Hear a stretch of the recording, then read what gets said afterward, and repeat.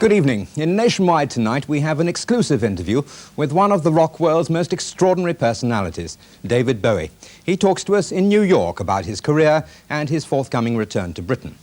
I'm joined tonight, as usual, by Desmond Lynham with Sportswide and by my colleague from Southeast at 6. A British television interview with the rock superstar, whose hallmark is normally to maintain a strange, even otherworldly aloofness. David Bowie.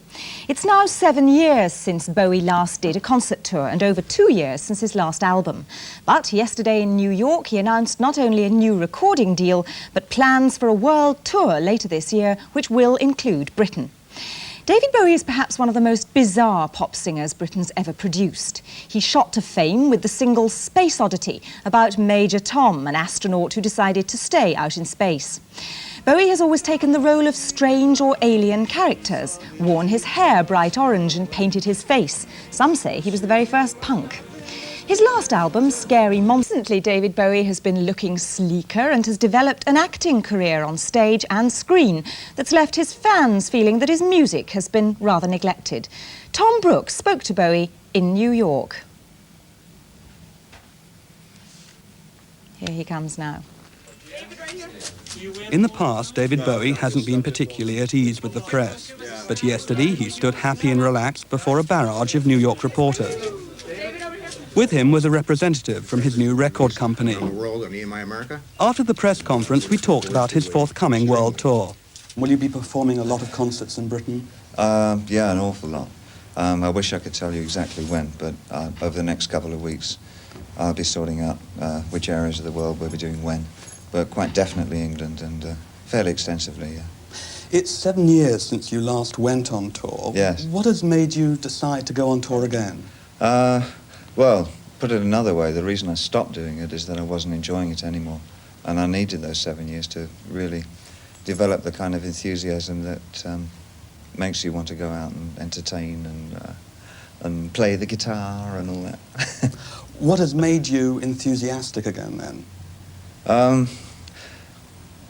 I guess that it suddenly occurred to me that there's a lot of albums that I've never performed on stage because I've been away from it, and it felt like a really exciting way of doing something on stage again, is to do a lot of the stuff that I haven't done for so long, plus the new album, which is built for speed.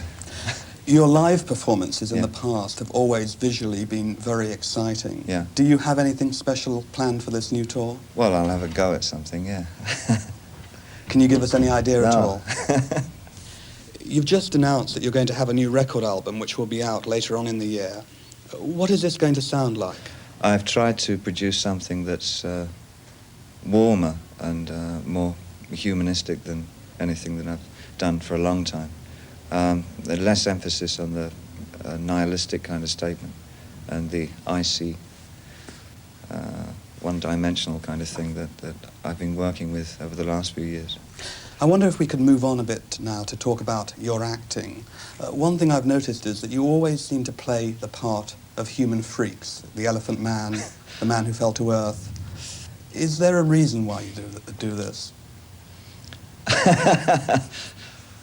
Why do you do this, Mr. Bowie? I think that I don't know about freaks. The last thing that I've just done is just a troubled man, which is, again, it's the warmest role I guess I've played so far.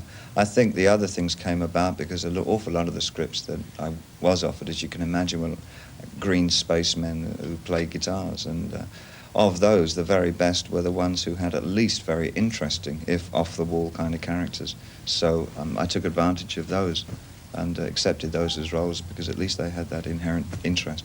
But the kind of directors, I generally choose films by the director first, and then the role is secondary.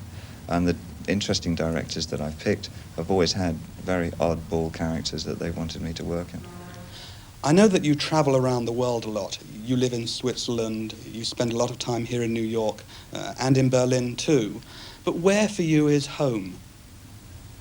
I keep having to refer to that. It doesn't really occur to me that I've got a home per se.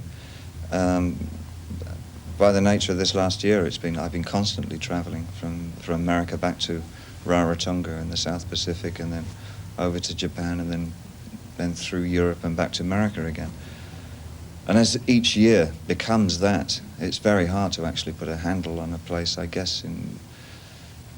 When I finally decide I want a home, per se, I'll sort of get down to deciding where it should be, but I'm quite content with travelling at the moment. Tell me, is there any chance that you would ever go back and live in the place where you were born, Brixton in South London? Why? Is that important to you, where you come from? Yeah, but once you leave home, I think the adage goes, it really doesn't occur to me to go back. When you mean live, you mean go and live there for the rest of one's life. It wouldn't occur to me to live anywhere for the rest of my life. David Bowie talking to us in New York. And now the